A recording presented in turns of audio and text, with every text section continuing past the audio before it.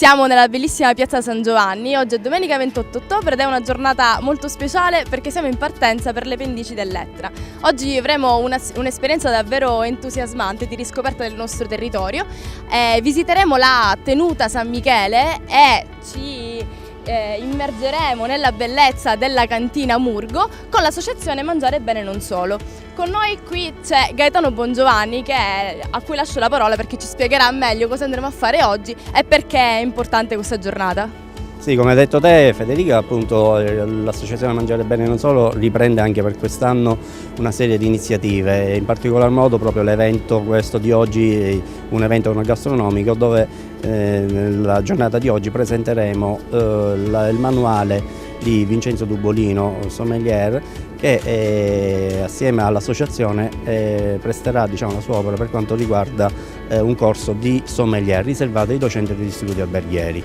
Infatti in questo evento stanno partecipando nella giornata di oggi molti docenti degli istituti sia alberghieri ma anche di altre scuole, proprio in quanto i docenti possono usufruire della carta del docente proprio per partecipare a questo corso di formazione di 24 ore che è anche riconosciuto dal MIUR. E quindi proseguiremo la giornata proprio partendo da qua da Siracusa alle volte appunto della cantina Murgo. Quindi una giornata anche a livello formativo molto, molto importante. Nel frattempo qualche raggio di sole ci sta illuminando, quindi le premesse ci sono tutte e sono ottime, possiamo partire? Vai, partiamo!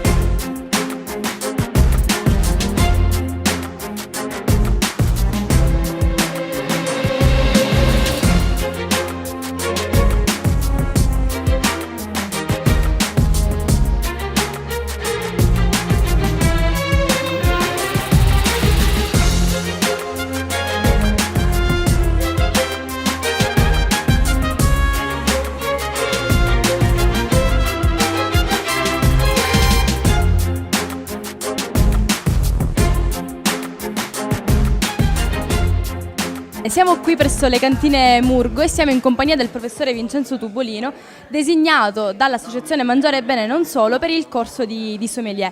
Abbiamo presentato un libro che è risultato interessantissimo ai partecipanti. Ci vuole raccontare un po' a chi si rivolge e qual è lo spirito con cui è stato composto questo libro? Sì, io intanto ringrazio sempre l'associazione per avermi dato questa opportunità, ma il manuale che abbiamo appena dato in visione si rivolge a chi vorrà avvicinarsi al vino in maniera un po' più semplice, naturalmente, che non vuole farsi i corsi da sommelier per i 3 anni, per i 3 corsi, e quindi non è effettivamente interessato alla professione, ma prevalentemente ha la curiosità del conoscere i vini, sia sotto gli aspetti sotto l'aspetto della produzione e soprattutto sotto l'aspetto del servizio. Tante domande sono venute fuori e quindi ci hanno aiutato un po' alla redazione di questo manuale: a che temperatura servire il vino, qual è il miglior bicchiere dove versarlo, come aprirlo, quando aprirlo in questo caso, e anche come riconoscere un po' la qualità,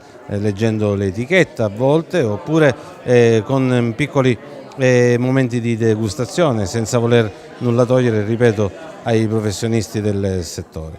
Questo manuale è il preludio a quello che poi da questa richiesta, da queste domande, è venuto fuori di creare un incontro, degli incontri, e il professore Bongiovanni ha voluto chiamare un corso sui vini, ma in effetti è più un incontro propedeutico naturalmente alla conoscenza primaria del vino, attraverso la sua storia, attraverso anche i suoi metodi di produzione, quindi come fare un vino bianco, perché il vino rosso lo serviamo a certe temperature e cosa servire eventualmente con piccoli suggerimenti sugli abbinamenti. Quindi il corso che faremo a breve, credo intorno alla metà di novembre adesso, per dargli proprio una collocazione temporale, avrà tra i discenti o tra gli studenti operatori del settore, prevalentemente degli enotecari, e gli insegnanti degli istituti alberghieri che vogliono approfondire particolari tematiche e quindi poi poterle naturalmente girare, fra virgolette, ai loro alunni durante le lezioni, e quindi in questo senso pensiamo di essere utili attraverso l'utilizzo di questi incontri e attraverso naturalmente l'utilizzo di questo manuale, che mi dicono è sintetico e immediato da questo punto di vista. Il vino è cultura, è territorio, è radice, è tradizione, l'abbiamo visto anche qui presso la cantina, quindi il nostro augurio è che questo corso si apra anche a un pubblico più esteso, perché la cultura del vino magari è una cultura che merita di essere diffusa tra tutti.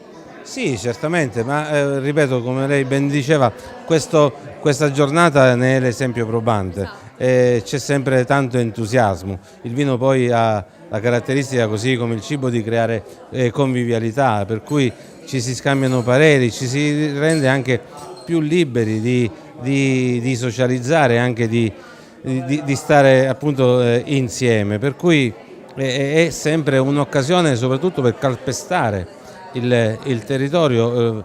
Vedi, madre natura è quello che crea dal vivo in questo senso, per cui è più facile portarsi il ricordo, non solo dal punto di vista gustativo, ma anche dal punto di vista tecnico, e quindi certi tecnicismi magari lasciano un po' il tempo che trovano, ma rimane in fondo il piacere e la voglia di quello che è stato e di quello che ogni volta, attraverso magari una sorsata o un buon sorso di vino, riesci o vuoi riprodurre anche a livello emozionale. Sono esperienze multisensoriali che restano memorabili nel tempo. Sicuramente sì, sicuramente è questo poi quello che ognuno di noi va a cercare, un po' come quando si ricerca attraverso l'olfatto il profumo della salsa che faceva la nonna, che fa la nonna, e quindi è quello che poi fortunatamente diventa in un primo momento difficile, ma poi diventa così tanto facile che, insomma, attraverso le emozioni e i ricordi riesci a tradurre quelli che sono